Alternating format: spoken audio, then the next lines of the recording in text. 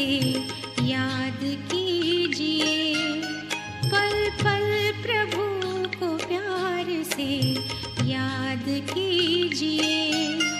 दिल में ही दिल की उससे यूं बात कीजिए, पल पल प्रभु को प्यार से याद कीजिए, पल पल प्रभु को प्यार से याद कीजिए।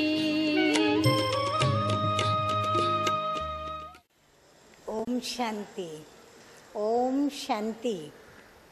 आज की तारीख है 28/6/11 और आज की ज्ञान मुरली का हेडिंग है मीठे बच्चे याद से आत्मा का किचड़ा निकालते जाओ।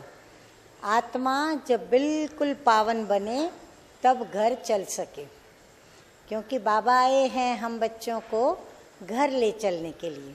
तो घर जाने के लिए हमें बिल्कुल पावन बनना पड़े।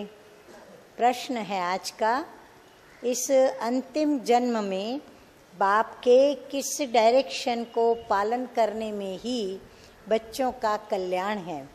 उत्तर है, मीठे बाबा कहते हैं, मीठे बच्चे इस अंतिम जन्म में बाप से पूरा वर्षा ले लो, बुद्धि को बाहर में भटकाओ मत।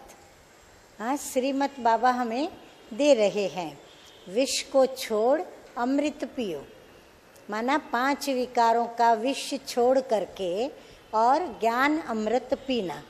इस अंतिम जन्म में ही तुम्हें 63 जन्मों की आदतें मिटानी है, क्योंकि 63 जन्मों से लेकर के देह अभिमान के वश, रावण के वश, 5 विकारों के वश सारी आदतें पड़ी हुई हैं। तब ये सारी आदतों को मिटा करके अब श्रीमत के अनुरूप हमको अपनी आदतें बनानी हैं। इसलिए रात दिन मेहनत कर देही अभिमानी बनो। मेहनत क्यों करनी पड़ रही है? क्योंकि 63 जन्मों की आदतें हैं और वो आदतों को हमें एक अंतिम जन्म में ही मिटानी है। और अंतिम जन्म में भी हर एक की अपनी अपनी जिंदगी, कुछ एक वर्ष तो निकल गई है, बाकी सा रहा थोड़ा सा समय, तो हमको इसीलिए मेहनत करनी है। धारणा के लिए मुख्य सार है, नंबर 1, इस एक जन्म में 63 जन्मों के पुराने देह अभिमान की आदत मिटाने की मेहनत करनी है और देही अभिमानी बन स्वर्ग का मालिक बनना है। नंबर 2 है, इस हीरे तुल्य उत्तम जन्म में इस बुद्धि को भटकाना नहीं है, सतो प्रधान बनना है। अत्याचारों को सहन कर बाप से पूरा वर्षा लेना है। अत्याचार किसके हो रहे हैं हमारे पर? 5 विषय विकारों के द्वारा या अवगुणों के या कमजोरियों के।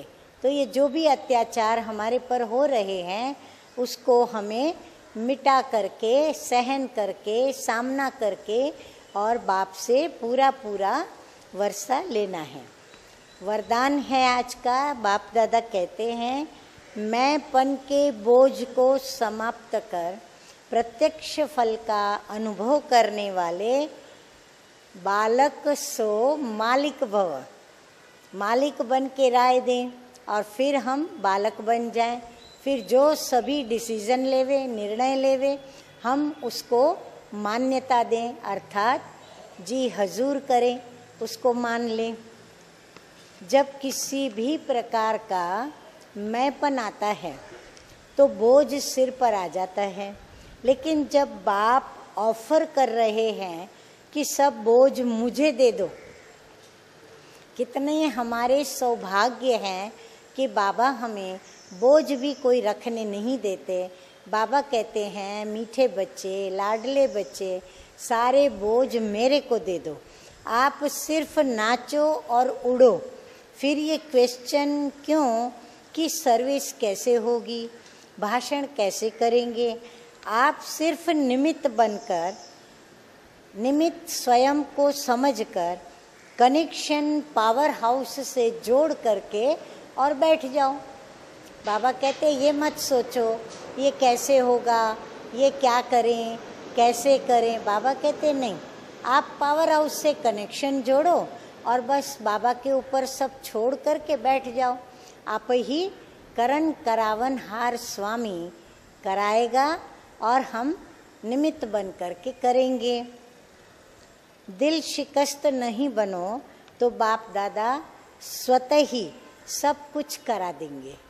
हाँ, दिल शिकस्त नहीं बनना है तो बाबा देखेंगे बच्चे मेरे पर छोड़कर और एकदम निश्चिंत होकर के बैठे हैं तो बाबा फिर वो जिम्मेवारी ले करके और वो कार्य करा देते हैं। और वो भी स्वतः ही, हमें कहना नहीं पड़ेगा कि बाबा आप मदद करो, बाबा आप शक्ति दो, बाबा मैं भाषण कर रहा हूँ, कर रही हूँ तो आप आकर के मुझे मदद करो। नहीं, कहाँ भी हमें बाप दादा को कहने की आवश्यकता नहीं। बालक सो मालिक समझकर श्रेष्ठ स्टेज पर स्थित रहो तो प्रत्यक्ष फल की अनुभूति करते रहेंगे। स्लोगन है आज का, ज्ञान दान के साथ साथ गुण दान करो तो सफलता मिलती रहेगी। अब कईयों को विचार चलता है कि गुणदान कैसे करने का। ज्ञान दान तो हम वाणी के द्वारा सुना करके कर लेते हैं, पर गुणों का दान कैसे करें।